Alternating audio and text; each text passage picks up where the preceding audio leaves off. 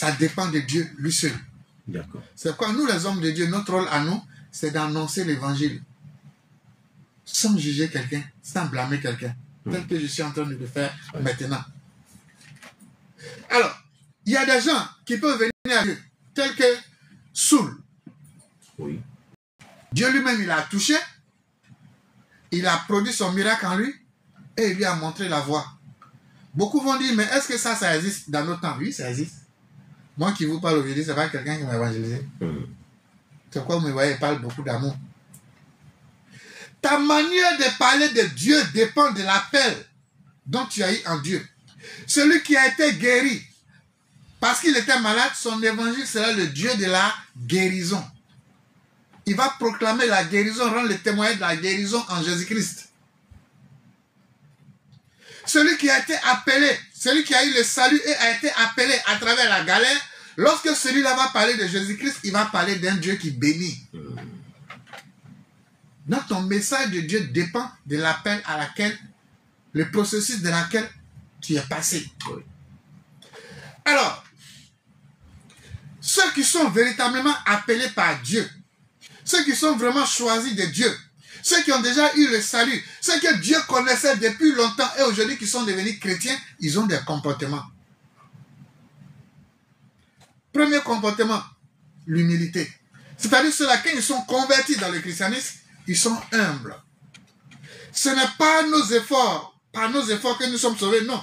Mais c'est par la grâce, parce que nous avons été choisis d'avance. Donc un homme qui sait qu'il a été choisi d'avance, il n'est pas orgueilleux en tant que chrétien. Tu n'as pas besoin de crier sur tous les toits, je suis chrétien. Je suis l'élu, je suis choisi, je suis le premier. Non. L'humilité doit te caractériser. Parce que si tu es devenu chrétien aujourd'hui, ce n'est pas toi-même de ton propre chef. Mais Dieu te connaissait, il t'a établi pour que tu sois là aujourd'hui. Et cette grâce-là, le fait de t'avoir choisi sur cette terre, de t'avoir repositionné en tant que chrétien, c'est ce qu'on appelle la grâce. Parce que ça ne se mérite pas. Tu ne l'as pas mérité, mais tu as reçu gratuitement le don de devenir chrétien. Mais quel chrétien? Chrétien par appel ou bien chrétien par procuration? Si tu es devenu chrétien en tant qu'un vrai élu, un vrai oint de Dieu, un vrai appelé de Dieu, c'est caractérisé par certains comportements que je vais vous donner tout à l'heure. Si tu as été appelé en tant que chrétien, si tu n'as pas été appelé, mais tu es venu à Dieu par procuration, les comportements seront définis tout à l'heure pour que chacun sache s'il est appelé, s'il a été choisi d'avance, s'il est un élu, ou bien s'il est venu en Jésus-Christ par procuration. Alors, première caractéristique, vous avez l'humilité. L'humilité doit être votre fort. L'humilité, c'est quoi? L'humilité ne veut pas dire non, il faut porter toujours tricot. Non. L'humilité ne veut pas dire il faut porter toujours boubou. Non. L'humilité ne veut pas dire non, il faut faire un faux semblant. Je me rappelle en 2002, lorsque j'étais dans ma première école, c'est la seule école d'ailleurs que j'ai connue, de spiritualité en Côte d'Ivoire. Oui, parce que j'ai été converti en 99 et j'ai fait mes premiers pas en spiritualité en 2000. Mais nos professeurs en spiritualité, j'ai dit quand tu le vois, il vient, il est toujours comme ça. Coco, c'est comme ça. Il a dit quand il vient dans la salle, il est comme ça. Il dit, ah là, c'est un saint. Mais attends, en sortie de là, un vrai malon. Bon, peut-être qu'il a fait nous regarder. Que Dieu me parle, je me suis oublié. Bon, il n'a rien dit, les gars. Donc, ça peut arriver. Ça peut arriver. Alors, donc, ça vous dit que l'humilité de face, c'est pas de ça que je parle.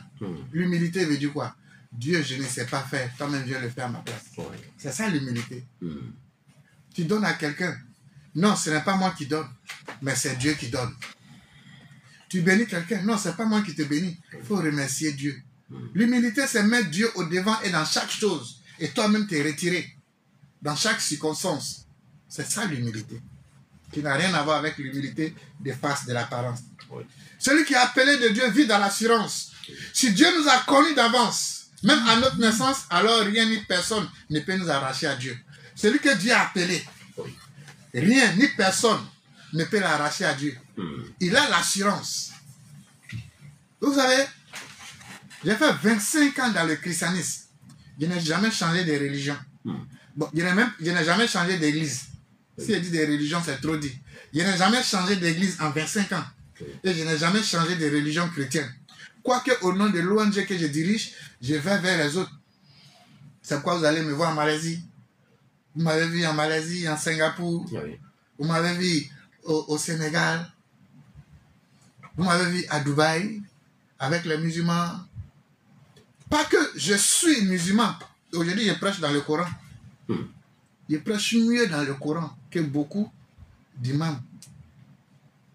Mais c'est parce que depuis un moment, j'ai mis un frein. Puisque le Coran nous dit, ce sont les savants, c'est-à-dire ceux qui ont étudié le Coran en arabe, ceux qui ont étudié le Coran en arabe, qui sont habilités à enseigner le Coran. Mais comme moi, j'ai étudié le Coran en français, je n'ai pas étudié en arabe, je préfère les laisser dans les pratiques. C'est quoi, depuis un moment, vous voyez, je ne donne plus les versets du Coran. Puisque je n'ai pas étudié le Coran en arabe. Alors que dans l'islam, c'est celui qui a étudié le Coran en arabe qui est appelé à enseigner tel que nous le faisons pour la Bible ici. C'est celui qui est habilité à enseigner. Donc au début, je le faisais, mais quand j'ai pris conscience véritablement de cela, il faut respecter la religion de chacun. Sinon, je connais le Coran de A à Z. Mais quand tu arrives dans un village, on te dit qu'on marche sur un pied, il faut marcher sur un pied pour éviter les histoires. C'est pas vous me voyez depuis un moment, je ne donne plus les versets du Coran. Parce que je n'ai pas appris le Coran en arabe.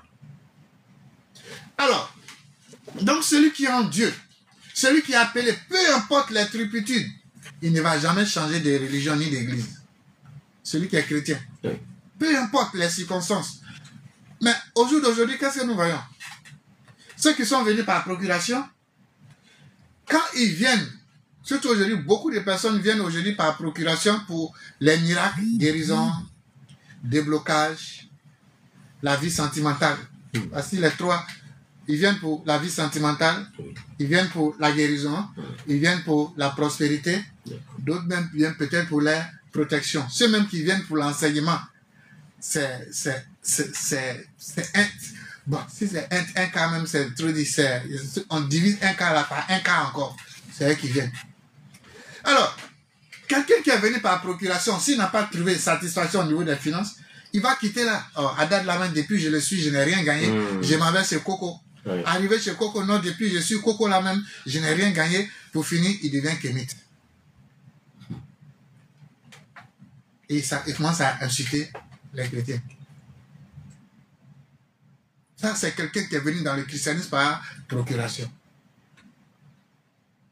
Alors, ceux qui sont venus, parce que Dieu les a appelés, ils ont le sens de la responsabilité. Celui qui est élu doit marcher dans la sainteté et s'éloigner de l'iniquité, tel que le dit 2 Timothée 2, versets 2 à 19. Il doit fuir le péché et l'iniquité. C'est quoi le péché? Tout ce qui va à l'encontre de la gloire de Dieu. Quelle est la loi de Dieu? La loi fondamentale de Dieu. Tu aimeras Dieu de tout ton cœur, de toute ton âme. Tu aimeras ton prochain comme toi-même. Celui qui aime Dieu, qui s'aime et qui aime son prochain, il ne peut pas pécher. Parce que si moi-même je m'aime, je sais que si ma femme commet l'adultère, ça va me faire mal. Je ne vais pas aller commettre l'adultère de la femme de l'autre. Parce que la douleur que moi-même j'ai ressentie, si je pense que l'autre va ressentir ça, parce que je l'aime, je ne peux pas lui infliger ça. Donc si vous voyez que les gens pêchent, c'est parce qu'eux-mêmes ils ne s'aiment pas. De toute façon, moi-même je préfère. De toute façon, moi-même je m'aime. Quand elle me dit non, il faut venir me rendre visite. C'est qu'il t'a fait 3 jours de jeûne, hein, avant qu'il sorte de ma maison là. 3 jours de jeûne. Ma maison, il peut faire 2 semaines sans sortir. Je suis même venu au portail là. Je m'aime tellement que je préfère créer les conditions. Et ces conditions étant créées, je veux aussi les créer chez toi. Parce que j'ai expérimenté le processus de l'amour. Et si je veux les créer chez toi, c'est-à-dire que je ne suis pas égoïste. Si je ne suis pas égoïste, je ne pêche pas. Parce que ce que je veux pour moi, je le veux aussi pour toi. Donc celui qui est appelé, celui qui a le salut, Dieu le connaît d'avance. Et ses attitudes sont les attitudes de paix. sont des attitudes d'humilité, d'assurance. Ce sont des attitudes de persévérance. C'est pourquoi Hébreu nous dit, dans le livre de Hébreu 10, 13, le juste vivra par la foi. La foi, c'est de croire que tu as déjà le salut. C'est de croire que tu as déjà tout ce que tu veux. Et comme tu le crois, tu dois manifester cela. Je manifeste ma foi. Je crois que j'ai reçu le salut. Je dois marcher comme celui qui a le salut, en marchant dans la sainteté. Mais au jour d'aujourd'hui, il y a des gens même qui t'appellent pour te dire, prophète, prie pour moi. Quand ça va marcher, je vais te faire offrande. Dès que tu me dis ça, il dit, ok, il n'y a pas de problème. Dès qu'il raccroche, il supprime ton numéro. Donc, ben, il va arrêter ton numéro. Mais je ne m'occupe plus de toi. C'est-à-dire, déjà, tu n'as pas la foi. Tu ne manifestes pas les œuvres de la foi. Tu me prends pour un commerçant. Tu me prends pour un charlatan. Mais tu ne me prends pas comme un homme de Dieu. Voilà. Celui qui est élu, que Dieu a choisi d'avance. C'est-à-dire, lorsque tu es élu, tu as été choisi d'avance, tu pratiques l'amour. L'amour te caractérise. Peu importe ce que les hommes vont te faire, mais tu demeures toujours dans l'amour. Mon fils, j'ai connu toutes sortes d'humiliations dans ma vie. Humiliation familiale. D'abord, orphelin de père et de mère. Mon papa même qui m'a élevé après le décès de mon vrai père vient de mourir il y a 4 semaines. Donc ça dit, là où je suis maintenant, là, parce que Africain dit, je suis 0, 0, 0, 0. Ça dit 0, 0, 0, 0, 0. Mais j'ai connu humiliation. J'ai connu frustration familiale, d'église. La preuve, quand il parle même d'église, ça fait 10 ans ici. Vous avez vu une église chrétienne ou bien un pasteur au Togo qui m'a invité? Non. Est-ce que vous m'avez vu pendant 10 ans au Togo, un pasteur chrétien ou bien une église chrétienne m'a invité? Non. C'est pour dire, même dans le christianisme, je subis et je continue de subir toutes sortes d'humiliations, de frustrations, de rejet. Mais cela ne m'empêche pas d'aimer.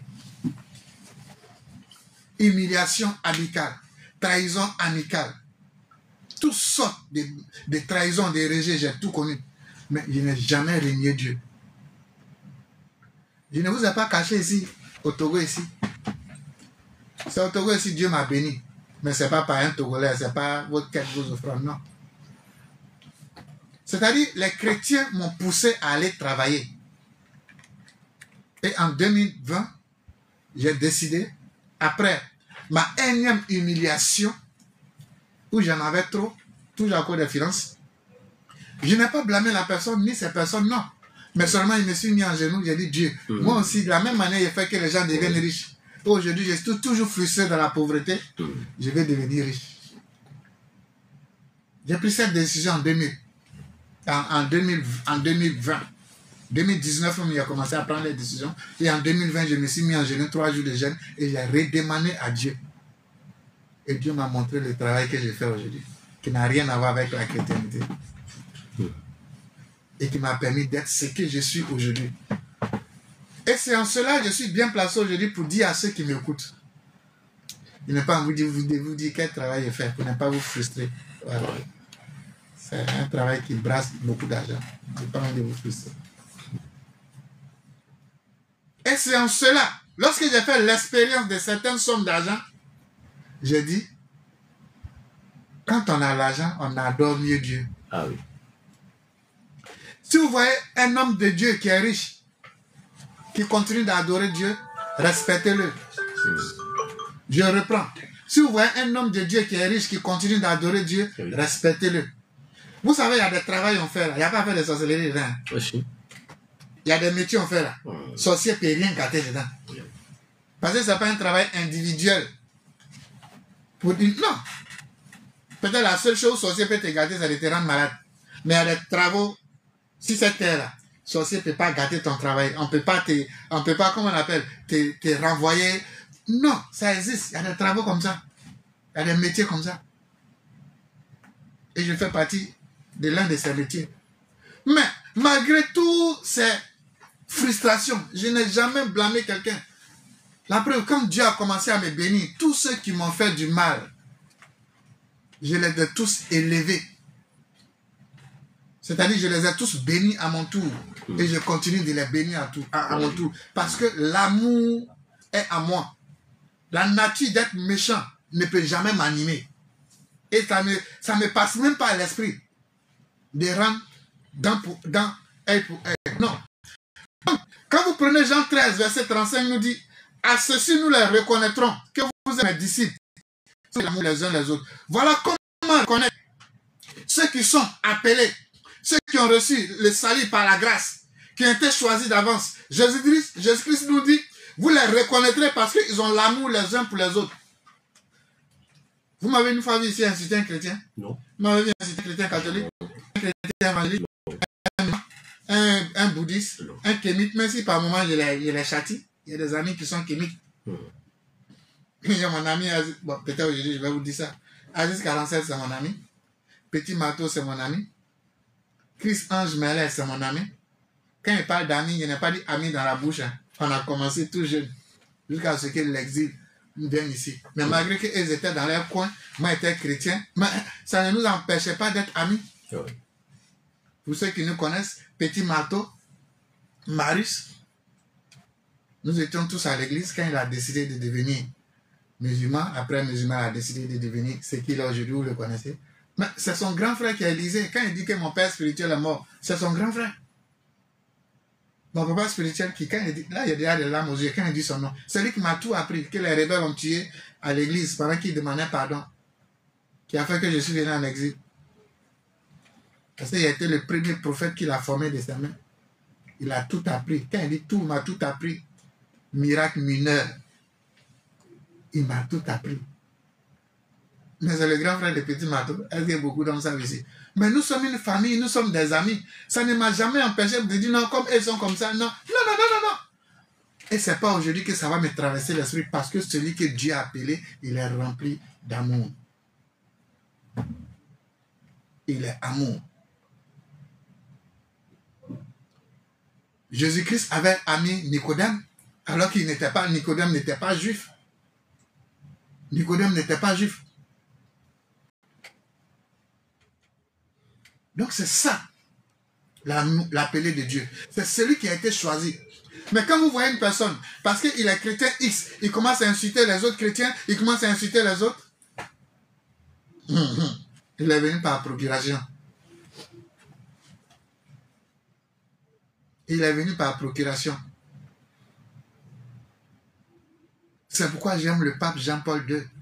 Lui, le pape Jean-Paul II, lui, c'est un élu. Lui, c'est quelqu'un qui a le Christ en lui. Il était avec tout le monde.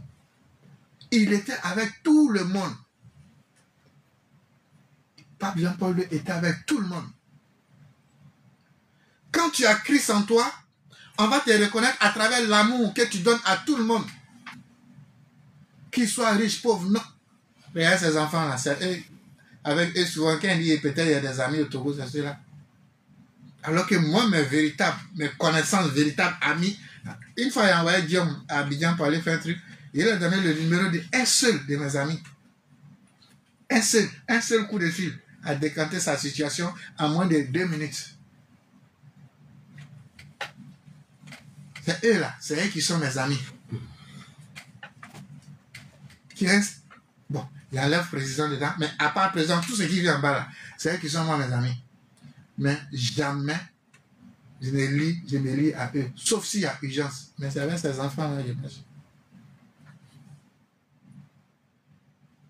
Même dans ce pays ici où je suis, il y a des gens qui ont pris dans la boue pour les mettre à la table du roi. Mais j'ai pris mes distances. Oui. Mais c'est avec ces enfants-là, je marche. C'est ça l'amour. Donner de l'amour sans trier. Vous savez pourquoi j'ai fait cela? On m'a rejeté, on m'a sous-estimé.